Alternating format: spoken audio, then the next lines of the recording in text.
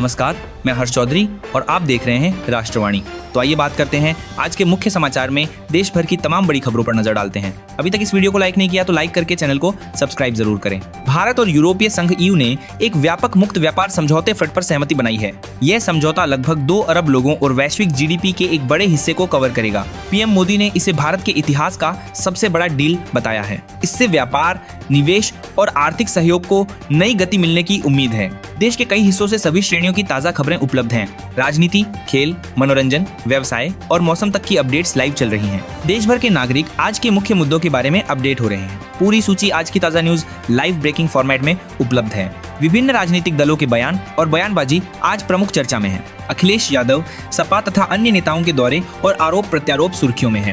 केंद्रीय और राज्य दोनों स्तरों पर राजनीतिक गतिविधियां तेज हैं। युवा मतदाता और राष्ट्रीय विकास नीतियों पर बहस जारी है। आज के स्कूल असेंबली हेडलाइंस में शिक्षा, खेल और सांस्कृतिक गतिविधियों का समन्वय है। राष्ट्रीय स्तर पर शैक्षिक संस्थान नागरिक मूल्यों, विचार और सुशासन को बढ़ावा दे रहे हैं। स्कूलों में खेल, योगा, फिटनेस और नैतिक शिक्षा को शामिल करने के प्रयास जारी हैं। स्कूली प्रतियोगिताओं में युवा प्रतिभाएं भी सुर्खियों में हैं। पंजाब सरकार ने 27 जनवरी को सभी स्कूलों को अवकाश देने का आदेश जारी किया है। यह अवकाश 26 जनवरी गणतंत्र दिवस समारोह के बाद दिया गया है। सरकारी, प्राइवेट, एडेड और रिकॉग्नाइज्ड स्कूल सभी बंद रहेंगे। अभिभावकों से आग्रह है कि वे इस आदेश को ध्यान में रखें। संयुक्त राज्य अमेरिका में भारी बर्फीले तूफान ने प्रचंड प्रभाव डाला है। अभी तक कई राज्यों में लोगों की मौत की खबरें सामने आ रही हैं। तूफान के कारण विद्युत आपूर्ति बाधित और हजारों उड़ानें रद्द हुई हैं। कई शहरों में स्कूल बंद और यातायात में भारी रुकावट देखी गई। IMD ने पश्चिमी हिमालय क्षेत्र में बारिश और बर्फबारी का अनुमान जारी किया है। उत्तर भारत के मैदानों में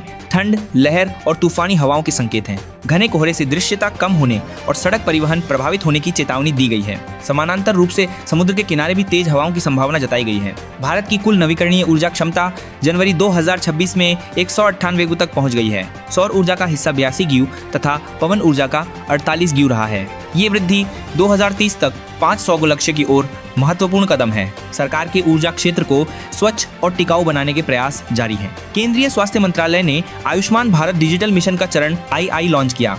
इसमें 350 मिलियन से अधिक नागरिकों के हेल्थ रिकॉर्ड को एकीकृत प्लेटफॉर्म में जोड़ा गया। AI आधारित डायग्नोस्टिक्स और टेलीमेडिसिन सेवाएं अब बेहतर पहुंच में हैं। यह पहल ग्रामीण व दूर दराज के इलाकों में स्वास्थ्य सेवाओं में सुधार लाएगी। प्राचीन तमिल व्यापार के प्रमाण 2वीं सदी ईसा पूर्व के हैं। तमिलनाडु के पूम्पुहार क्षेत्र में रोमन सिक्के और जहाज के अवशेष मिले हैं। ये पुरातात्विक खोज भारत रोमन व्यापारिक संपर्कों के इतिहास को स्पष्ट करती हैं। अन्वेषण से प्राचीन समुद्री व्यापार की विस्तृत जानकारी मिलने की उम्मीद है। भारतीय रेलवे ने FY 2025-26 में 200 किलोमीटर अतिरिक्त मार्ग विद्युतीकरण पूरा किया। अब कुल 94% ब्रॉडगेज नेटवर्क विद्युतीकृत हो चुका है। इससे डीजल खपत में सालाना 2.8 बिलियन लीटर की बचत होगी। कार्बन उत्सर्जन में भी भारी कमी और परिचालन क्षमता में वृद्धि होगी। भारतीय अंतरिक्ष अनुसंधान संगठन ISRO ने GSAT 24 अभिनव उपग्रह सफलतापूर्वक लॉन्च किया।